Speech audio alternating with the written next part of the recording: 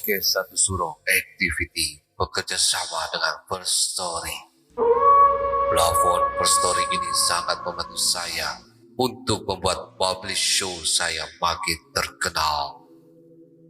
Kalian perlu ketahui, ternyata platform Palugada ini sangat gampang sekali, keren, lengkap, dan yang pasti 100% gratis. First Story tidak hanya mempermudah untuk mengelola podcast. Dalam hal distribusi pun, First Story memiliki banyak jaringan, di antaranya Spotify, Apple Podcast, Noise, dan platform podcast lainnya. Podcastmu pun bisa monetisasi di First Story, menghasilkan keuntungan yang berlimpah. Tidak perlu berpikir lama, segera gunakan First Story dan bikin podcast kamu jadi terkenal. Gak pakai lama.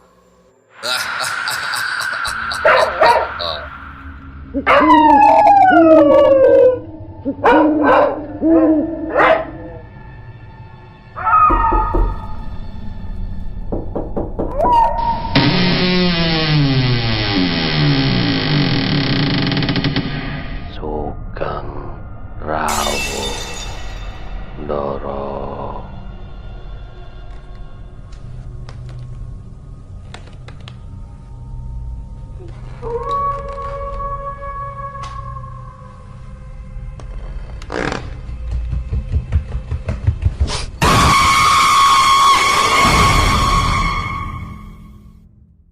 Satu Suro Activity. Assalamualaikum warahmatullahi wabarakatuh. Selamat malam, rahayu, rahayu, rahayu para pendengar Satu Suro Activity. Saya Panembahan Dokter Mistik. Pernahkah kalian saat sedang ada di rumah, sedang sendiri, terasa seperti ada sesuatu yang mengamati kita tanpa kita sadari? Kita lihat kanan, kiri, tapi tidak ada siapa-siapa. Tapi kita merasa ada sesuatu yang mengganjal mengamati kita. Seperti halnya kisah mistis pada malam hari ini dari Nasya. Dia mengamatiku. Selamat mendengarkan. Ya, malam hari ini kita dapat kiriman cerita dari Nasya. Jangan baca kalau nggak mau kepikiran terus, katanya begitu. Ini real story yang aku alami, benar-benar pengalaman terhoror seumur hidupku. Oke, cerita ini berawal waktu aku menemani kakakku menginap di rumahnya. Kebetulan suaminya nggak di rumah karena ada urusan kerja keluar kota. Biasanya kakakku ini sudah terbiasa ditinggal suaminya.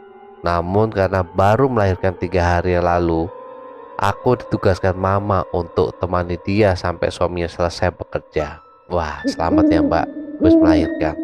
Rumah kakakku memang terkenal angker. Ini pengalaman ketigaku menginap di sini semenjak dia memutuskan ikut suaminya setelah menikah. Meski hanya berjarak sekitar 1 jam dengan kendaraan dari rumah mama, kediaman kakakku ini terletak paling pelosok, sehingga lumayan memakan waktu ditambah kondisi jalan yang berbukit dan berbatu. Suasana sekitar memang asri dan sejuk. Pepohonan besar menjulang tinggi menambah kesan mistis dan seram. Tidak terlalu banyak penduduk yang tinggal di sini. Jarak 50 meter hanya satu rumah yang akan ditemui. Wah, jauh juga ya. Tapi itulah yang membuat kakakku nyaman tinggal di tempat ini. Apalagi dia baru melahirkan. Suasana yang tenang tentu sangat nyaman bagi si bayi. Sore menjelang maghrib adalah hal yang tidak aku senangi. Sama seperti pengalaman sebelumnya. Sore itu seperti ada yang mengawasi kami di balik rimbunnya pepohonan. Wah, apa itu ya yang mengamati dia? Itulah sebabnya kakakku tidak menginginkan keluar rumah jika hari sudah petang.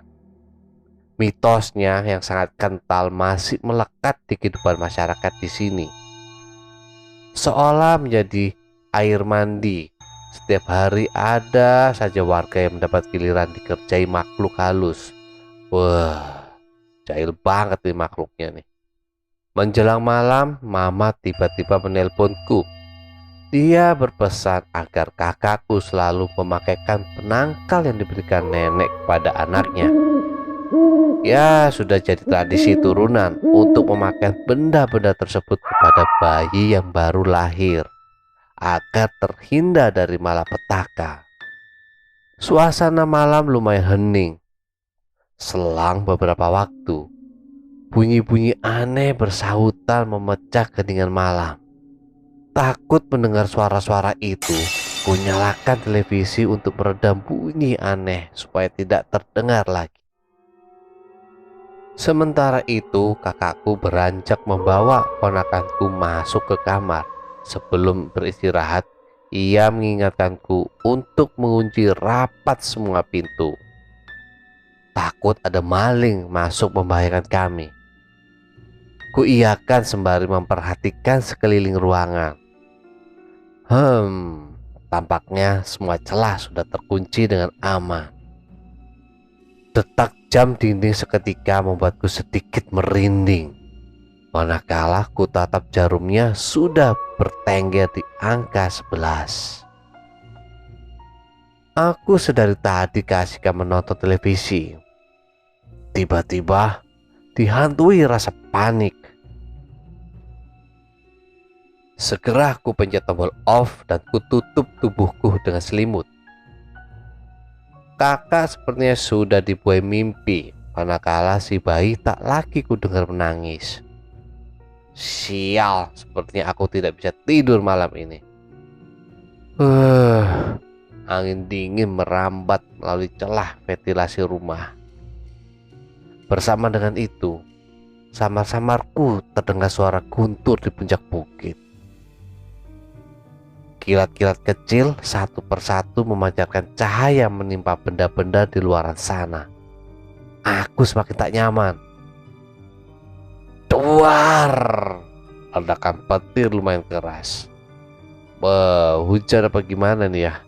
Aku berteriak ketakutan diiringi sorakan kakakku dari kamar yang menyuruhku pindah ke kamar depan. Sambil mengiyakan, ku pacu langkahku menuju pintu kamar yang ternyata terbuka. Aku masih ingat sudah menutupnya sebelum menonton televisi tadi. Maaf, prasangka baik, mungkin tiupan angin yang membuatnya terbuka. Kilatan cahaya mendarat ke suatu benda di dalam kamar. Wah, apakah ini? Aku yang masih di depan pintu terkejut menyaksikan penampakan itu. Seperti tidak asing, dominan putih berdiri tegak membelakangiku. Kuraba dinding kamar mencari tombol lampu. Saat lampu menyala, sosok itu menghilang. Wah, ajak mainan petak umpet ini. Tak kuhiraukan sedikit pun apa yang kulihat barusan. Meski sedikit ketakutan, aku berusaha tenang. Perasaanku mengatakan aku akan diganggu malam ini. Pikiranku makin campur aduk tak kala lampu kamar kembali kumatikan. Sekujur badanku merinding secara tiba-tiba. Sekejap satu ruangan kamar mendadak terasa sesak. Wah, sulit nafas nih. Aku benar-benar dihantui ketakutan yang amat dahsyat. Duk, geduk, guduk, berdebuk. Tiba-tiba muncul suara ribut dari dalam lemari kamar itu. Aku yang ketakutan tiba-tiba memberanikan diri untuk mendekat. Mungkin saja tikus sedang kejar-kejaran di dalamnya. Rasa takutku menjalar hingga ke ubun-ubun yang membuat kepalaku terasa berat. Ku tarik kedua ganggang pintu lemari.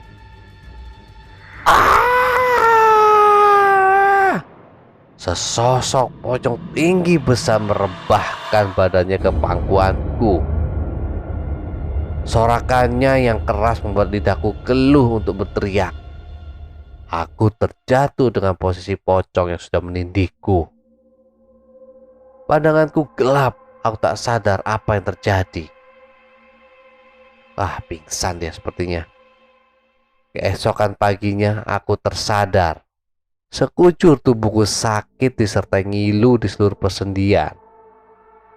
Saat membuka mata, aku sudah dikelilingi orang-orang yang entah dari mana. Salah seorang dari mereka bahkan memijat dahiku. Aku benar-benar tidak tahu apa yang terjadi. Alhamdulillah, penunggunya sudah keluar dari badannya, ujar si bapak yang memegangi dahiku. Semua warga yang hadir tampak lega. Aku masih linglung. Mana kakakku? Dari tadi tak tampak batang hidungnya. Kejadian apa yang menimpaku semalam? Kenapa badanku terasa sakit ini? Aku semakin keheranan. Semalam kamu kesurupan. Kakakmu menelepon saya untuk menolong kamu.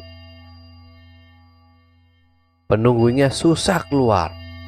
Dia mau bawa kamu pergi. Habis ini kamu langsung pulang ya. Ibumu sebentar lagi datang. Mandi kemudian sholat. Jangan banyak melamun. Takut dia masih ngikutin kamu, ujar si bapak. Seketika pandanganku berkunang-kunang. Teringat kejadian semalam saat aku ketimpa pocong. Masih terngiang bagaimana dia berteriak merebahkan jasadnya ke pangkuanku. Aku bergidik, ngeri. Para pendengar Satu Suro Activity, itulah tadi kisah dari Nasya. Pengalamannya dia tidur menginap di rumah kakaknya, yang dimana dia merasa diamati oleh sosok makhluk. Dan ternyata makhluk itu adalah pocong yang menggoda dia. Hikmah yang dapat kita ambil dari cerita ini yaitu kita jangan melamun. Banyak berpikir yang positif, jangan berpikir yang macam-macam, yang aneh-aneh. Berdoa, mohon perlindungan kepada Tuhan. Para pendengar Satu Suro Activity, kalian pernah nggak mengalami hal yang sama seperti yang dialami oleh Nasya? Kalau pernah, tulis ya di kolom komentar pengalaman kalian. Pernah nggak merasa ada yang mengamati ketika sedang sendiri atau bagaimana? Kalau aku pernah, waktu suasana rumah sedang sepi, aku sendiri seperti ada yang mengawasiku. Tapi aku berpikir positif sambil berzikir. Oh, perlindungan kepada Tuhan.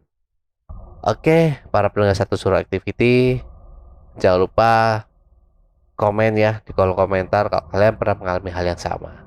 Oke, sampai ketemu minggu depan. Para pendengar Satu Suro Activity, tinggalkan catatan doa kalian di kolom komentar, like, subscribe, dan bunyikan lonceng keramatnya.